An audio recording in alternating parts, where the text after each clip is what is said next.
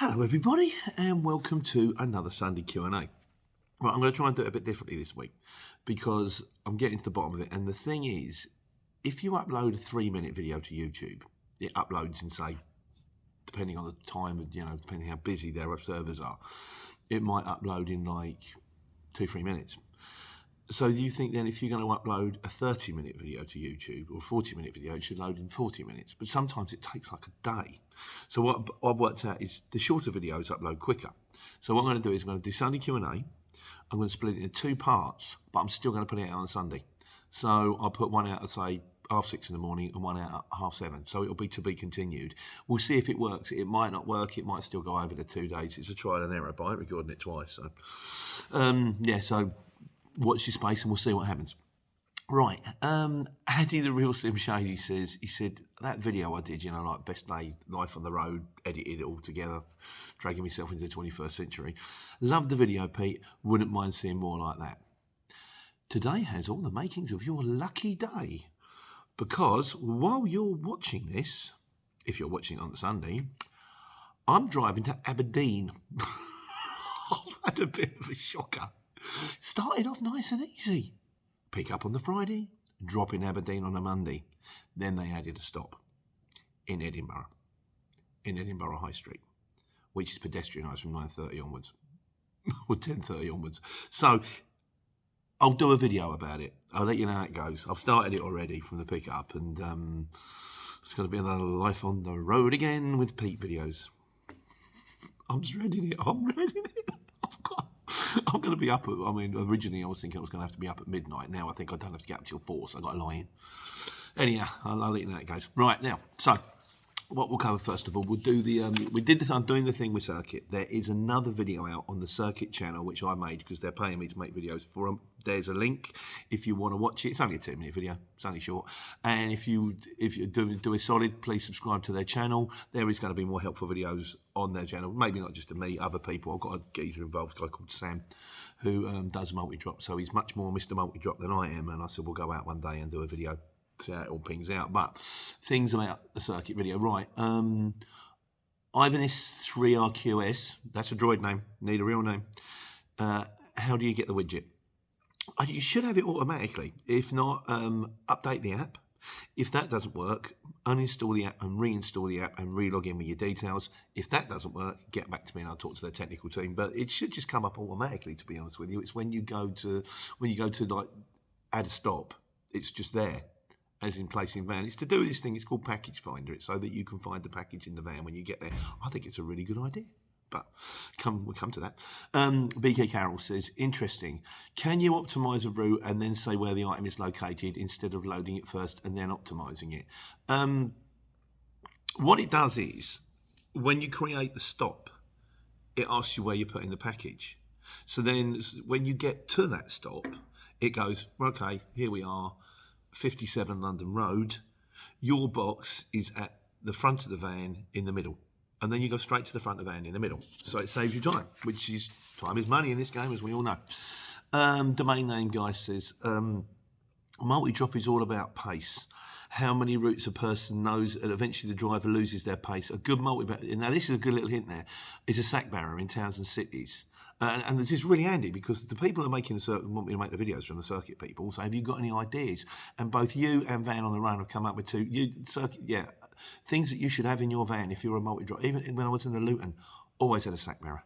I mean, some of my Multidrops, admittedly, were delivering American fridge freezers, and you can't really do that by hand. But if you're in a street and you've got like 5 houses and a lot of boxes, rather than go backwards and forwards to the house, whack them on the sack barrier, bump, bump, bump, bump, bump, back to the van. Good little tip, that. Yeah, we'll come on to the. I'm going to add that. I'm just going to cut that short, but thanks, mate. That is a good little tip. Also, Van on the Run says, he says, you've got some very highbrow punters. It's an interesting feature, as I see it being on routes where there's plenty of space in the van.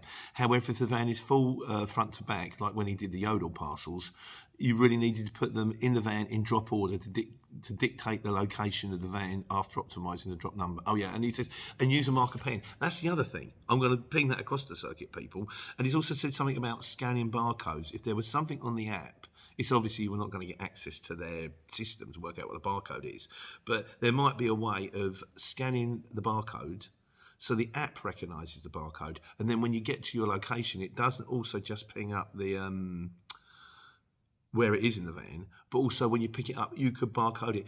Potentially, you're like one of them little squarey things. I'll have a word with them. I'll see what they can do. And this is the whole idea. I'm in with these people now. They are asking you guys, what can we do to make our app better? So if you give me the advice, I'll tell them, hopefully the boffins at Circuit will put it on their app, and everybody's a winner, baby. Suddenly their app is even better, so people want their app, so they're in the money. And because their app is even better, it makes your life easier. I love it. It's my favourite game, the game where everybody wins. But, yeah, so... Oh, like I say, I will come onto it. They have got a new channel out there. As I said, there will be, if I didn't do it before, there will be a link. I think I'll put it either at the beginning or the end.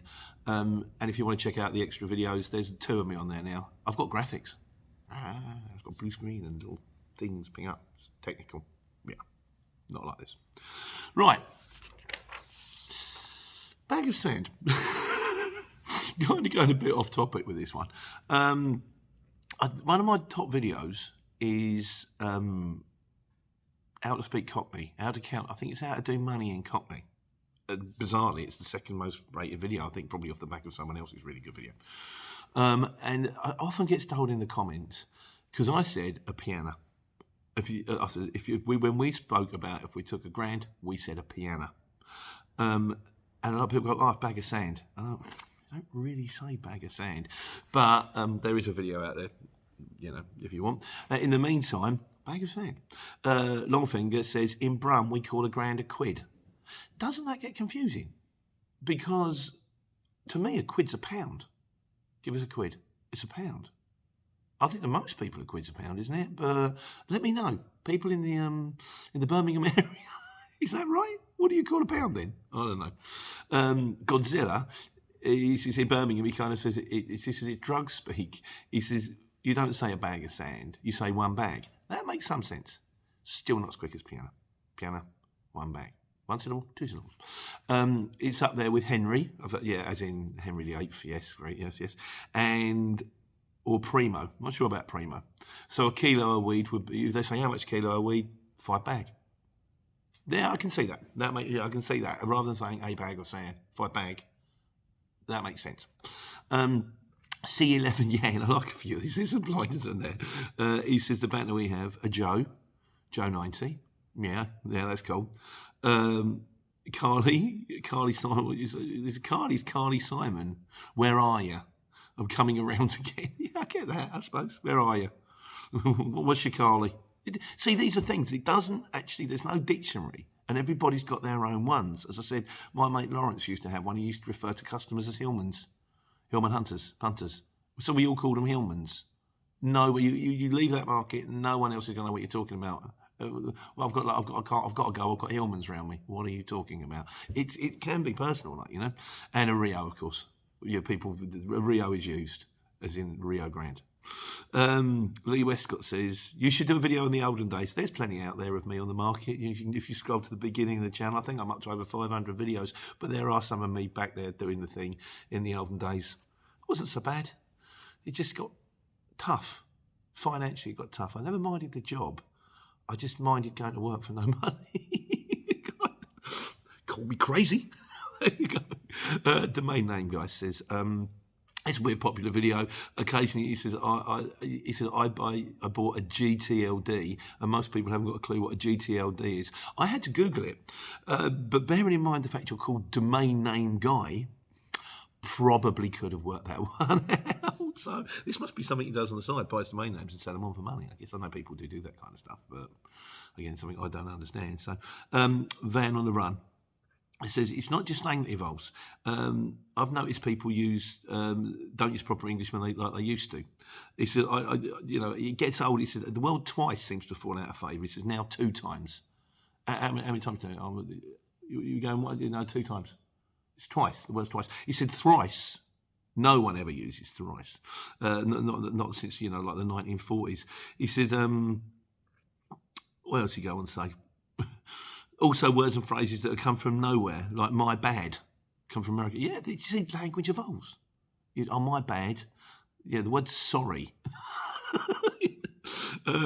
He says, well, things like super or 100%. He says, FFS, other superfluities, I don't know, are available. The one that drives me is 1,000%. Oh, I'm 1,000%. And then you go, you can't have 1,000%. Yes, you can. You can have 1,000% if you have something that's worth £1, and then it goes up to £1,000. The price rises 1,000%. You can have 1,000,000%, but you can't be 1,000,000% behind something. I'm 100% behind you. I'm 101% behind. You can't have 101%. It's like infinity plus one. It's crazy. Although apparently there are different sizes of infinity, but we're not going to go there because this is not QILs. Great video. He says, I hope you have a gay weekend in a 1940s context. Thank you very much for that. I'm going to Aberdeen. Did I mention that? So, but I'll just do a few on the conclusion because we have got a little bit more time. John Fennell's out there again. He says, thanks for the shout out. It guarantees another whiskey. No, John, the next whiskey's on me, my friend. And John is our man in Ireland. Like I say, if you ever need stuff shipping back to Ireland, I know a guy who comes over here. He does a few drops and then goes back. So if you've got a backload going to Ireland, leave a message in the comments, either for me or John, and we'll ping it across to the guy. But he's doing all right on his own. I think he's doing fine. Lee Westcott, this is an interesting one. What is your most unusual collection or delivery destination? Do you know, of all the times I've done it, I've always thought I would remember more, but I don't. I remember doing the Christmas decorations for Selfridges in Oxford Street. That was fun. People were very jolly.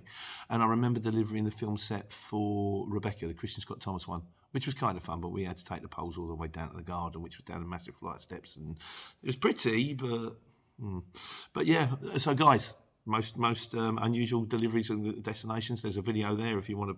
If you tell me, I'll tell the world, or you guys anyway. And lastly, from domain name guy today, he says, so the great phrase today from YouTube, he said, buying is easy, selling pays the bills. I like the fact, what we heard recently? It was Vernon Kay, and he was talking to some woman. My wife told me this. He was talking to some lady, and he said, I've been doing this show, kind of, I don't know, one of the Family Fortunes-y type shows or whatever it is. And she said, I really didn't like that. What'd you do that for? And he said, we kept the lights on. I like that. Right, this is just a short one. I'll do the miscellaneous and all the stuff about what FCX entering the customer. Hopefully coming up in about half an hour or so. Fingers crossed it works. In the meantime, any tips on Aberdeen would be gratefully received in the comments because I'll be on my way up there like places to tramp when I'm finished because once I'm stopped, I'm stopped. And take care. Take money.